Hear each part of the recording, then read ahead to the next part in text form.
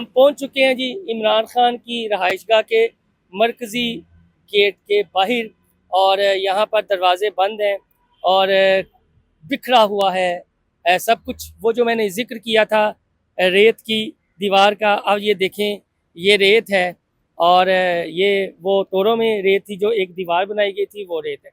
इमरान खान के रहाइशगाह का मरकज़ी दरवाज़ा, और इससे हम भी अंदर जाया करते थे, लेकिन अब तो शायद कोई मुलाजिम ही होगा या कोई फैमिली मेम्बर, ये नहीं मालूम। लेकिन बाहर जो है वो पुलिस की सिक्योरिटी लगी हुई है, और मरकज़ी गेट के ऊपर लिखा हुआ है इन्ना माल उसरी युसरन, बेशक हर मुश्किल के साथ आसानी है, सिर्फ ईमान वालों के लिए।